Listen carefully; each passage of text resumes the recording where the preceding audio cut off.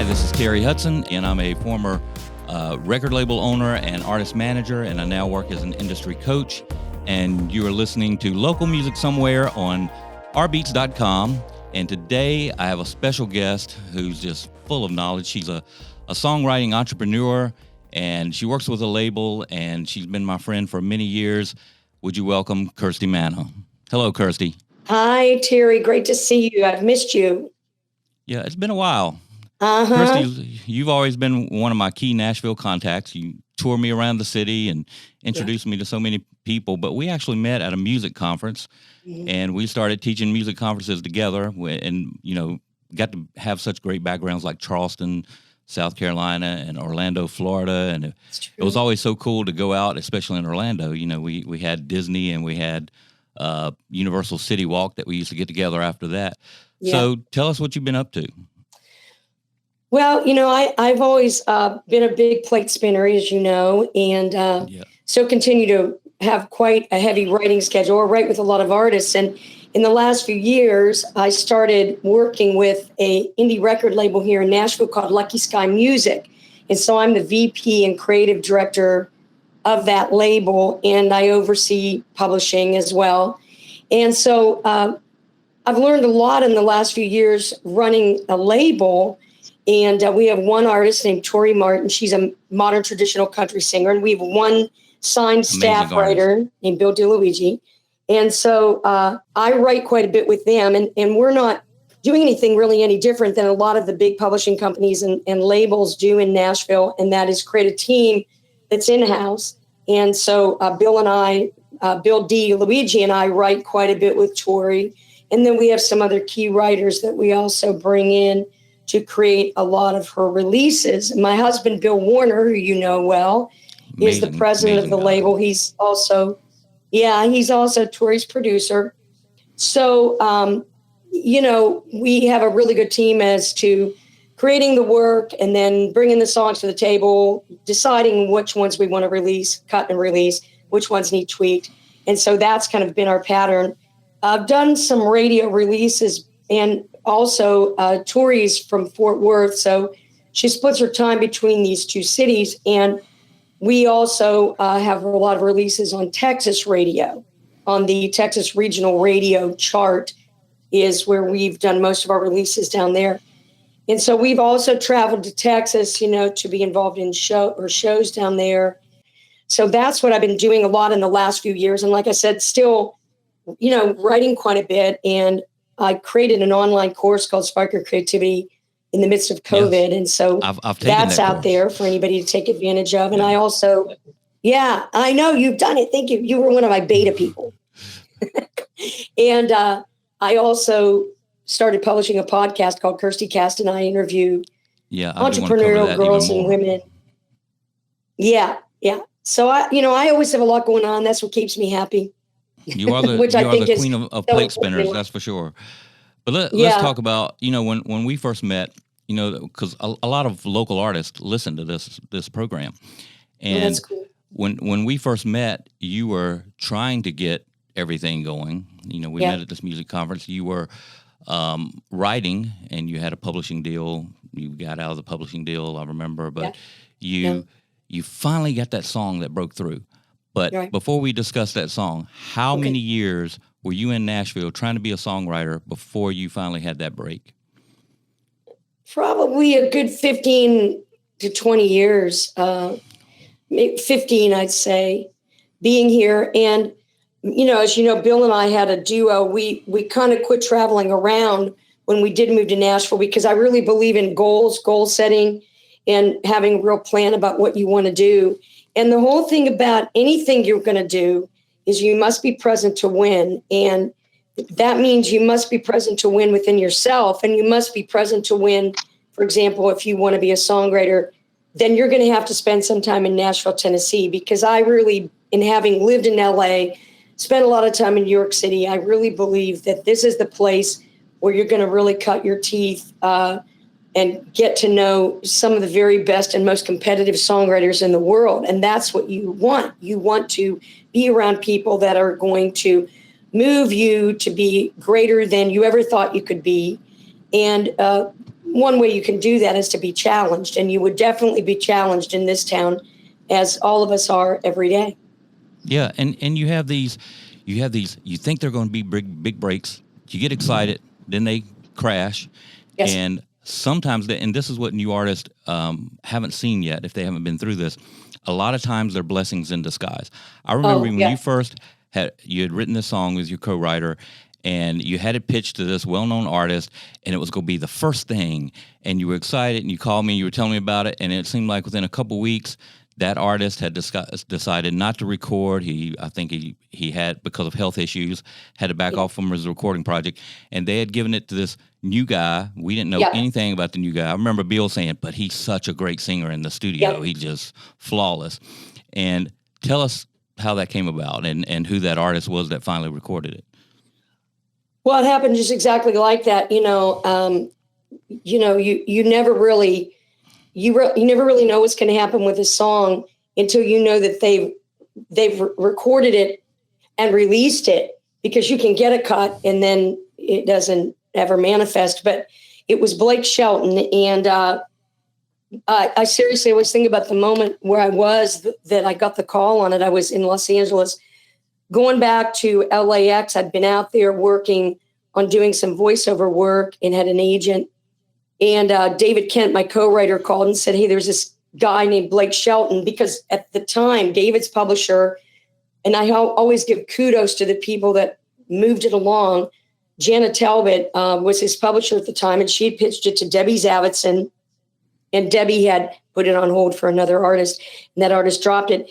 And then she had this baby act, Blake Shelton, and David called and said, hey, this guy named Blake Shelton wants to cut Austin. At the time, the song was called If This Is Austin, I Still Love You, which is a really long title. And the producer, Bobby Braddock, said, I want to call it Austin. I can see it going up the charts. Well, that was beautiful. So I said, yeah, I've heard him sing. I think he's great. Let him cut it. Never thinking it was ever, going to do what it did, because I'd had so many experiences with things. We got it. We don't have it. We got it. We don't have it. That kind of thing going on. It's just a constant roller coaster ride. You got to be ready, for that. So anyway, Blake cuts the song, and it went through some steps, at first the song was considered to be the first single, then it wasn't. In the midst of all that, another roller coaster dip, and then Blake got picked up at Warner Brothers. And the song had so much momentum. It had legs, as they say, when it got on the charts. It hardly had any promotion. Yeah. I can't remember where it was on the chart. I'm going to say like number 4, 3, something like that. And then it leapfrogged number 2 and went to number 1. And then it sat there for 6 weeks. And, it broke Blake Shelton. It introduced him to country radio, and it was his big record. Yeah. I mean, just for a first single from a brand new artist that you never heard of, I was just as shocked as you were, when all that was going on. And we just celebrated, last year, 20-year anniversary of the song. And it was so cool because at the time, Blake was a new artist and nobody really knew him. He never really got a lot of TV, FaceTime, or anything like that. Wasn't nominated for any big awards. And so when the song had its anniversary, then he was all over the place with it, which was cool. And he was re-recording it as an acoustic that re-released. It was really great. It was like the second coming. Well, with you and Bill, something that's so great about you is with him being a producer, and you guys having studio equipment, you understand the value of being a producer writer, and having quality demos, because you have to have quality demos as a songwriter. Oh, and rolling into the label, let's talk about Lucky Sky. Tell me how that knowledge is played into what you're doing with the label. And by you mean the knowledge of having good recordings? Yes. And just even in songwriting demos. And by the way, I just want to say, I met Tori years ago before she even signed, but she is an amazing artist. Mm-hmm. And she's got basically the whole package. Well, thank you. Yeah. And if anybody out there doesn't know who Tori Martin is, please go and check out Tori Martin. You can check her out on her website, thetorimartin.com. And you can go hear all of her music on Spotify and look at her on YouTube too. Well, you know, my husband, Bill Warner, is a real perfectionist when it comes to being in the studio. And so the whole thing of being sonically sound and having something that jumps out of the speakers and is exciting is really important to us, because you're competing with all the greatest music that is out there.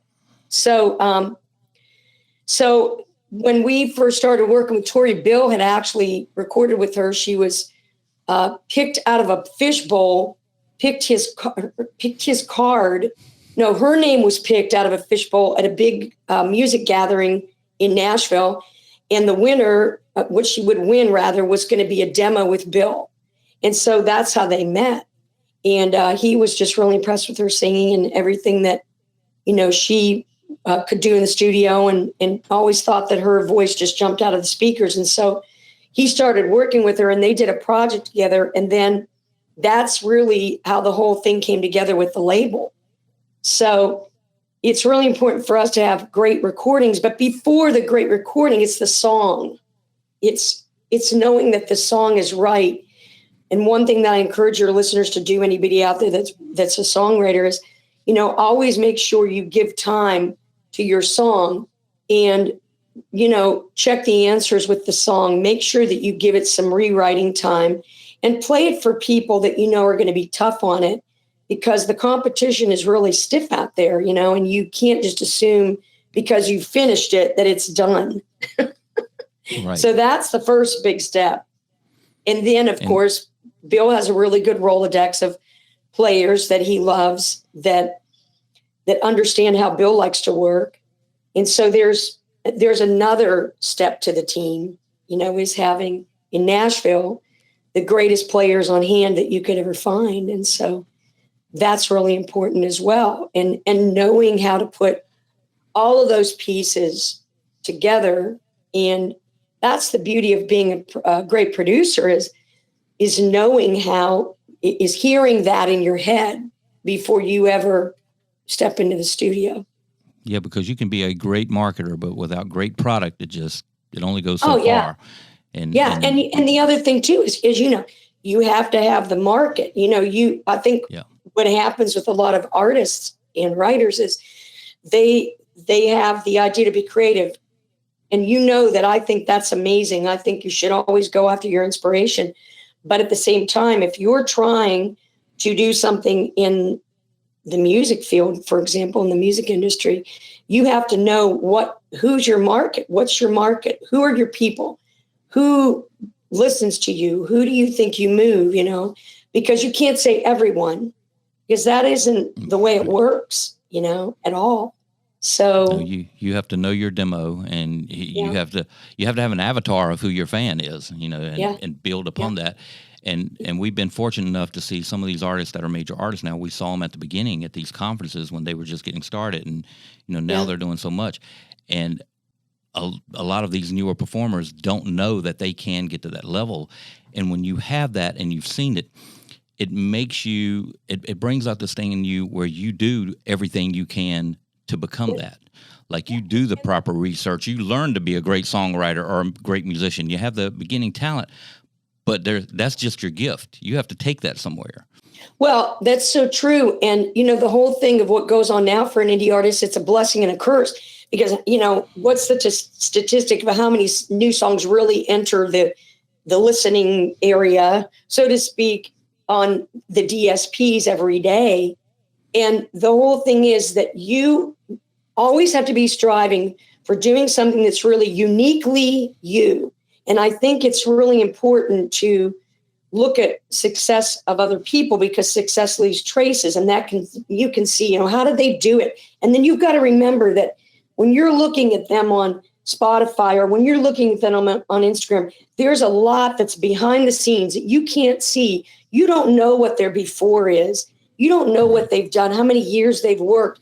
And to me, one of the ones that everybody loves so much, Taylor Swift, you know, her success was she really knew who she was talking to. She was a 15-year-old kid.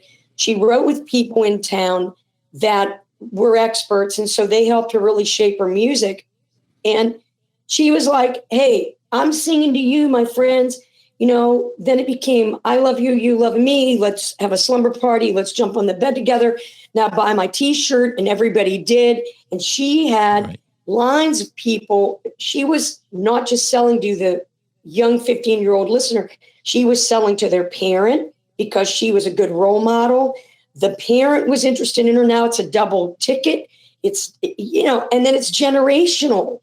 And then people that listened to her at 15, now they're 25, 30 years old. They're passing it down to people. It's an amazing success story. It's an amazing success story. And I love it. And I was driving through Nashville this summer to go somewhere. In the midst of one of those nights she was performing in Nashville. And I thought, look at what music did. It is thousands of people coming to Nashville, coming to listen to Taylor Swift, excited about music. And that's what I think is so cool about all these artists that are releasing music now. But you have to have a plan, people. You have to have a plan, or you're just going to be one of the minnows swimming. And if that's what you want to be, that's cool. But if you have a dream to really, make a noise in the music industry, then you have to work with experts that know how to help you shape your career path. And I really believe that, because there is nobody that's successful that's just out there slinging it on their own. They have this team back in here that you don't see.